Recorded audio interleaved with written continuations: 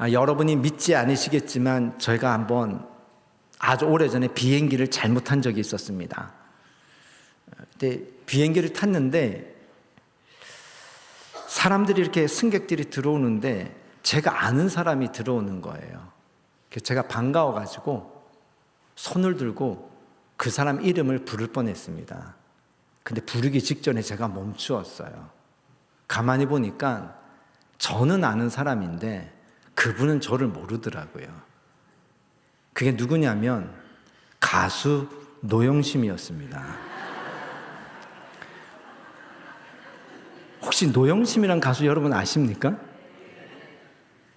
청바지가 잘 어울리는요 뭐 이런 노래 했던 우리 가수 있었잖아요. 제가 얼마나 당황했는지 모릅니다. 불렀으면 어떡할 뻔했어요. 나는 아는데 상대편이 모르면 이걸 안다라고 할 수 있을까요? 당연히 아니죠. 이게 굉장히 재미있는 이야기로 시작했는데 갑자기 심각한 이야기로 전환됩니다. 하나님하고 우리 관계가 그럴 수 있다는 겁니다. 나는 하나님을 안다라고 하는데 하나님은 나를 모른다라고 할 수 있다라는 겁니다. 성경에 그 이야기가 사실 나오거든요. 마태복음 7장 그 뒤에 가면 마태복음 7장 21절에서 23절인데요. 마태복음 7장 21절에서 23절 같이 함께 읽어볼까요? 나더러 주여 주여 하는 자마다 천국에 들어갈 것이 아니요 다만 하늘에 계신 내 아버지의 뜻대로 행하는 자라야 들어가리라.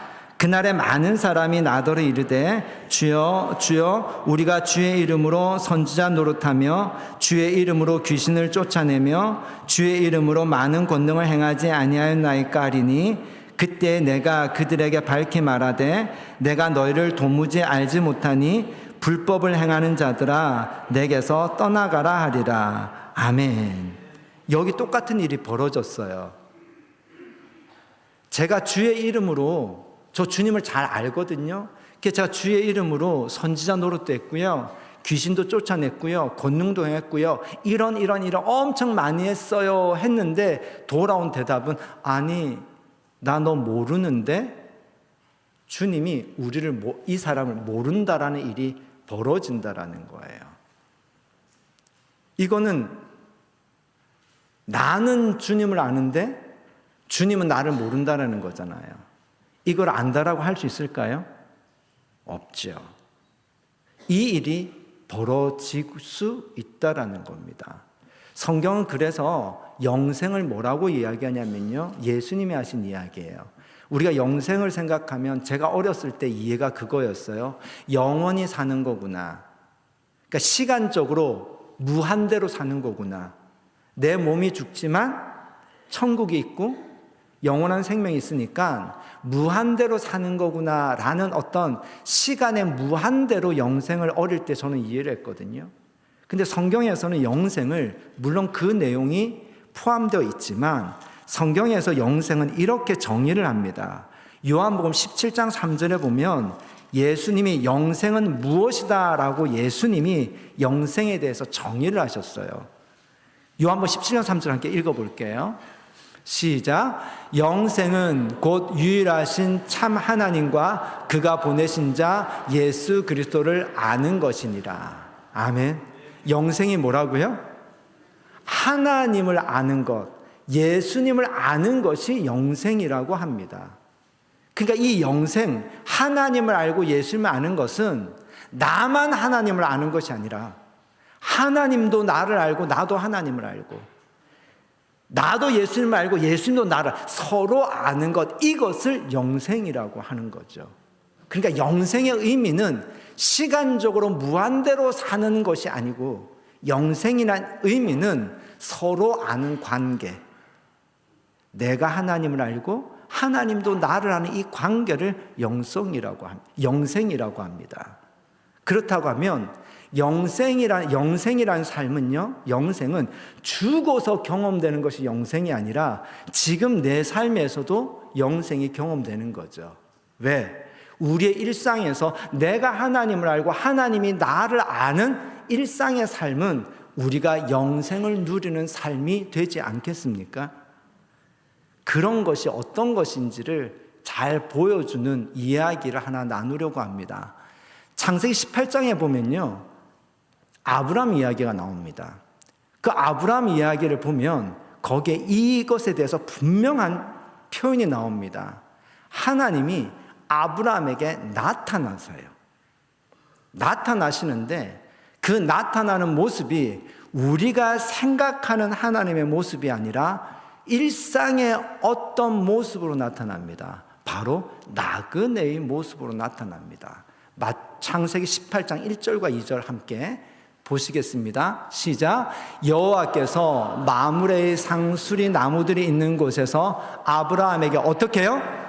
나타나시니라. 그 다음 날이 뜨거울 때에 그가 장막문에 앉아 있다가 눈을 들어 본즉 사람 셋이 맞은편에 서 있는지라.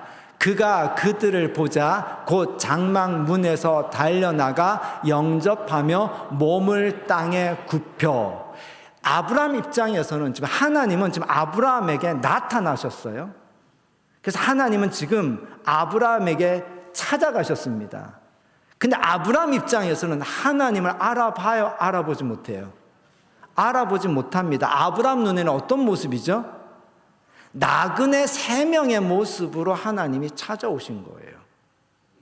그러니까 아브라함 입장에선 나그네를 섬긴 것이지 하나님을 섬긴 것이 아니었던 거예요. 지나가는 분들을 절을 해가지고 들어오게 해가지고 그리고 음식을 차려놓고 이분들을 접대를 합니다. 섬겨요. 섬겼더니 이 나그네가 무엇을 얘기하냐면요, 18장 10절에 보니까 놀라운 걸 얘기합니다. 아들에 대한 얘기입니다. 시작. 그가 이르되 내년 이맘때에 내가 반드시 내게로 돌아오니니 내 아내 사라에게 아들이 있으리라 하시니 사라가 그 뒤 장막문에서 들었더라. 소위 복을 받은 거죠. 아들을 낳을 수 없었던 아브라함이 아들을 낳게 되는 복을 받습니다. 근데 이것만 있었느냐? 그게 아니고요. 16절과 17절에 보면 이런 복을 하나님이 말씀하십니다. 그 사람들이, 시작. 그 사람들이 거기서 일어나서 소돔으로 향하고 아브라함은 그들을 전송하러 함께 나가니라. 여호와께서 이르시되 내가 하려는 것을 아브라함에게 숨기겠느냐? 아브라함은 강대한 나라가 되고 천하 만민은 그로 말미암아 복을 받게 될 것이 아니냐.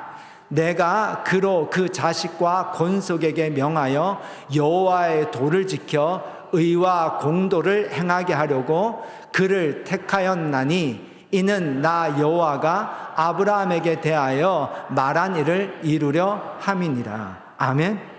아브라함이 나라가 된대요. 천하 만민이 아브라함을 통해서 복을 받게 된대요. 아브라함 입장에서 보면 나그네를 섬겼는데 하나님의 2가지 복을 받게 되는 거예요. 이것이 하나님을 아는 겁니다.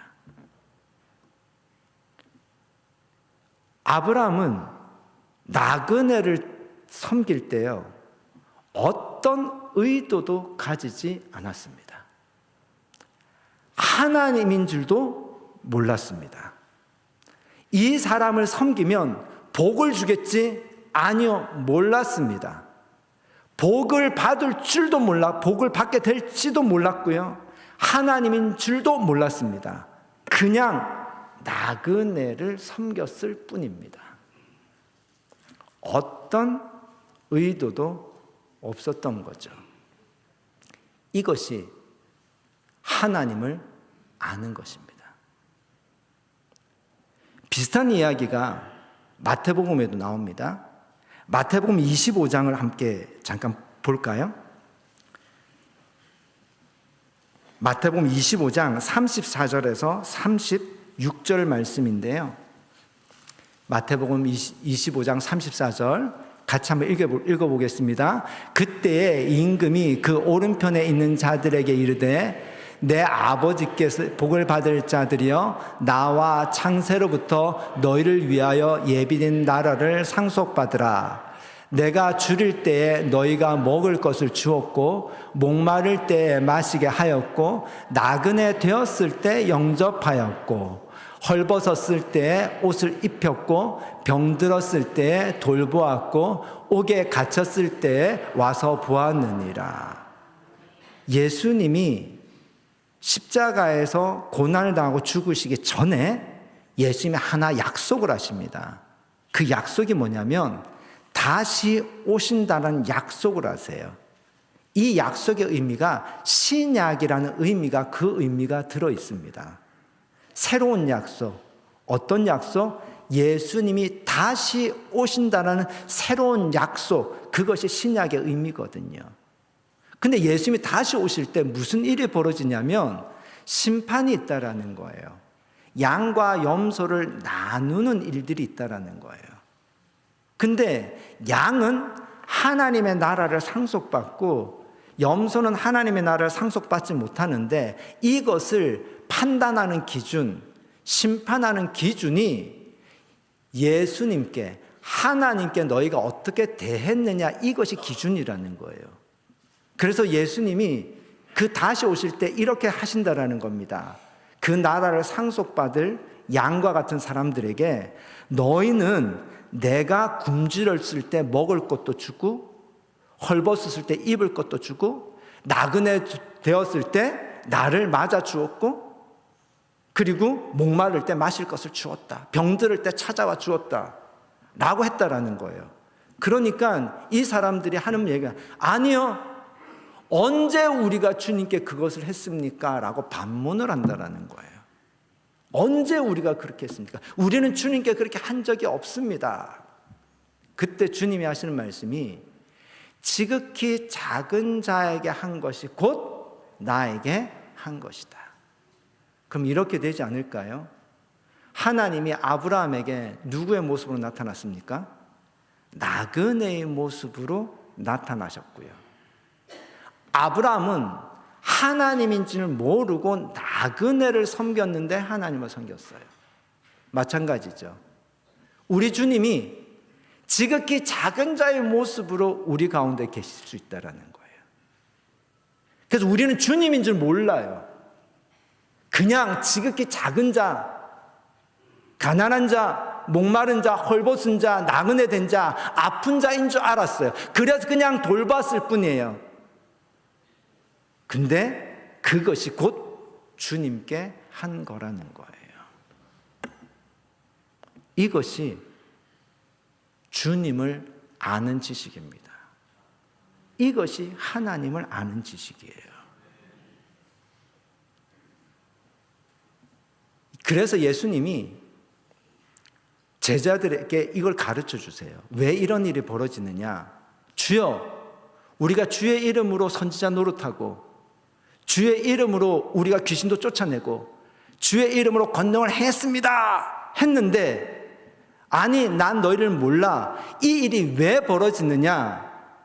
이들 안에 오늘 본문의 말씀처럼 눈이 어두운 거예요. 눈은 몸의 등불이니 눈이 어두면 몸이 어둡고 눈이 밝으면 몸이 밝은 거예요. 눈이 보는 대로 몸이 가니까. 그러니까 우리가 가져야 되는 눈, 그 눈은 뭐냐면요, 바로 우리 삶 가운데 계신 하나님을 발견하는 눈, 그게 필요한 거죠. 그러면 내가 주의 이름으로 선지한 노릇하고 주의 이름으로 귀신을 쫓아내고 주의 이름으로 권능을 했다, 이 사람은 사실은 이 눈이 밝은 사람이었어, 어두운 사람이었어요? 어두운 사람이었다라는 겁니다. 그러면 무엇을 보는 눈이 진짜 밝은 눈일까? 무엇을 보는 눈이 하나님이 내 삶 가운데 계시는 것을 아는 눈일까? 그걸 예수님이 마태복음 6장에서 가르쳐 주십니다. 마태복음 6장 1절에서 4절 말씀으로 이렇게 함께 잠깐 보겠는데요. 마태복음 6장 1절에서 4절 같이 함께 읽겠습니다. 사람에게 보이려고 그들 앞에서 의를 행하지 않도록 주의하라. 그리하지 아니하면 하늘에 계신 너희 아버지께 상을 받지 못하느니라. 그러므로 구제할 때에 외식하는 자가 사람에게 영광을 받으려고 회당과 거리에서 하는 것 같이 너희 앞에 나팔을 불지 말라. 진실로 너희에게 이르노니 그들은 자기 상을 이미 받았느니라. 너는 구제할 때에 오른손이 하는 것을 왼손이 모르게 하여 내 구제함을 은밀하게 하라. 은밀한 중에 보시는 너의 아버지께서 갚으시리라. 아멘. 구제를 합니다. 예수님이 말씀하신 것처럼 가난한 헐벗고 굶주리고 나그네 되었고 아픈 사람, 그 사람을 돌보는 거예요. 돌보는 건데 어떻게 돌보냐면요, 나팔을 불면서 돌본다라는 겁니다. 왜 나팔을 불까요? 의도가 있는 거죠. 목적이 있는 거죠. 어떤 의도를 가지고 도와준다는 겁니다. 근데 이거에 대해서 예수님은 그러지 말라라는 거예요.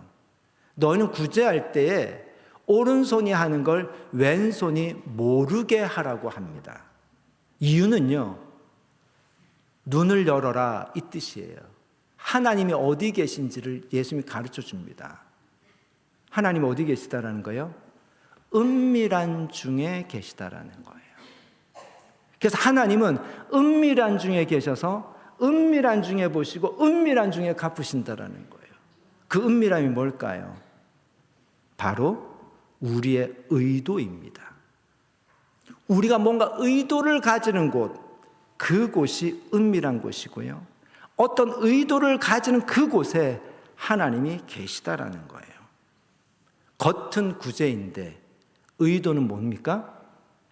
사람들에게 내가 영광을 받으려는 의도, 거기에 주님이 보고 계시다라는 거예요. 그러니 너희는 그런 걸 하려고 할 때 어떻게 해요? 은밀한 중에 하나님이 계시다는 걸 보고 오른손이 하는 걸 왼손이 모르게 하라 라고 말씀하십니다. 이것이 주님을 알아보는 눈입니다. 주님을 알아보는 눈입니다. 내가 주의 이름으로 무엇을 했습니다. 했는데 결국 그거는 누구를 위한 거였습니까? 나를 위한 거였죠. 그때 주여 주여 했는데 주님은 아니 나 너 몰라 이렇게 된다라는 겁니다.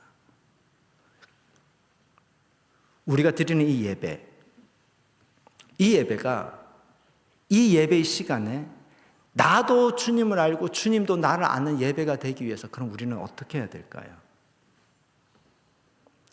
이 예배에 어떤 의도도 가져서는 안 된다라는 겁니다. 내가 이 예배를 드리는 의도, 목적이 없는 거예요. 이 예배를 드리는 이유는 그분이 목적입니다. 아멘. 우리가 무언가를 섬깁니다. 내가 섬기면 하나님 나에게 뭘 주시겠지라는 어떤 의도와 목적이 있는 것, 그것은 하나님을 아는 것이 아니라는 겁니다. 내가 섬기는 목적, 섬기는 이유는요, 어떤 나를 위한 의도와 목적이 없이 그냥 섬김 그 자체가 목적인 거죠. 그것이 하나님을 아는 것, 그것이 하나님을 보는 눈이라는 겁니다. 아멘. 저는 목사입니다. 목수이죠. 여러분이 하나님을 잘 예배할 수 있도록 섬겨야 되고 인도를 해야 되는 책임이 있는 사람입니다. 여러분이 예배를 드릴 때 여러분도 하나님을 알고 하나님도 여러분을 아는 예배를 드릴 수 있도록 해야 되지 않겠습니까? 목사님들이 고민을 했습니다. 그래서 예배를 좀 바꾸었습니다. 여러분이 정말 하나님을 알고 하나님도 여러분 아는 예배가 되기 위해서. 그래서 바꾼 것 중에 제일 큰 변화는 순서의 변화도 있지만 일단 헌금부터 바꿨습니다. 오늘부터 좀 당황하셔서 헌금 시간을 놓치신 분들도 있을 텐데요. 이제 헌금을 드릴 때도 바구니를 돌리는 게 안 하려고 그래도 옆 사람이 자꾸 의식이 되지 않습니까? 그래서 하나님께 정말 헌금을 드릴 수 있도록 들어오실 때 여러분이 헌금을 드릴 수 있도록 바꾸었는데, 그 작은 변화 안에 담긴 것은요, 우리의 눈이 정말 은밀한 중에 보시는 하나님을 볼 줄 아는 눈이 되기를 소망합니다. 그렇게 예배를 드릴 때마다 우리의 눈이 더 밝아졌으면 좋겠고요, 우리가 그것을 닮아갔으면 좋겠고요, 그래서 우리의 삶 속에서도 은밀한 중에 계신 하나님을 알아뵙고, 하나님이 보시면 전 됐습니다, 하나님이 아시면 전 됐습니다, 하나님이 기뻐하시면 전 됐습니다 라고, 그렇게 하나님을 알고 하나님도 나를 알고 하나님과 함께 살아가는 예배자의 삶, 그래서 우리의 삶이 예배가 되었으면 좋겠습니다. 작은 변화, 그건 결코 부분의 변화가 아니라 저는 본질의 변화라고 믿습니다. 예배를 드릴 때마다 그런 하나님을 아는 예배자가 되었으면 좋겠습니다. 그러면서 다음 100년을 118주년을 맞아서 다음 100년을 뭘 준비해야 될까라고 같이 목사님들하고 의논하고 또 저도 기도하고 하면서 우리 교회가 가져야 될 3가지 비전을 저희가 정리해 봤습니다. 여기 이쪽 계단에 올라올 때 저희가 써놨어요. 말씀이 삶이 되어가는 공동체. 그래서 성경의 이야기, 오늘 우리가 나누는 이 하나님의 말씀이 그냥 우리의 생각이나 지식이나 우리의 마음에 담기는 것이 끝이 아니라 이 말씀이 실제로 우리 삶 가운데 이루어졌으면 좋겠습니다. 아브라함의 이야기, 나그네를 섬겼는데 그것이 하나님을 섬긴 이야기가 성경에 있는 이야기가 아니라 오늘 우리 모두에게 늘 일어나는 많은 살아있는 하나님을 섬기는 이야기, 하나님을 만난 이야기가 되었으면 좋겠습니다. 그래서 우리가 3가지를 하려고 합니다. 말씀 공동체인데요, 어떤 말씀 공동체냐면요, 하나님을 아는 지식이 맑고 깊어졌으면 좋겠습니다. 하나님을 아는 지식이 맑고 깊어지도록 서로가 배워가는 공동체, 이것이 우리 횡성교회의 비전입니다. 그 말씀이 나중에 이야기가 되어야 되잖아요. 그래서 우리의 일상이 하나님의 이야기가 되는 기쁨을 서로 누리고 축복하는 교회가 되었으면 좋겠습니다. 문제는 말씀이 우리의 삶의 이야기가 되려면요, 그 사이에 무엇이 필요하냐면 우리의 성품이 말씀을 닮아가야 합니다. 그래서 성품 공동체, 이것이 우리 교회의 2번째 비전입니다. 말씀이 들려지고 그 말씀을 우리가 닮아가는 성품으로 변화될 때 우리의 삶은 말씀이 삶이 되는 하나님의 이야기가 될 줄 믿습니다. 말씀을 닮아가는 성품이 되려면 우리가 좀 서로 기다려줘야 돼요. 왜 그랬어? 하고 판단하고 비난하기 이전에 말씀이 삶이 되어갈 때는요, 성품이 되어갈 때는요, 훈련이 필요하고 숙성이 필요하다, 시간이 필요하더라고요. 그런 시간들을 서로가 온유하게 오래 참고 서로 기다려주면서 한 사람 한 사람이 말씀이 나의 성품이 되는, 그래서 말씀을 닮아감으로 내 삶이 하나님의 말씀, 그래서 성경이 책에 있는 이야기가 아니라 내 삶의 이야기가 되어갈 수 있도록 우리가 함께 말씀을 맑고 깊게 배워가고 성품이 되도록 서로 기다려주고 참아주고, 그리고 말씀이 삶이 되어가도록 서로 격려하고 축복해 주는 교회, 그 교회를 소망합니다. 아멘.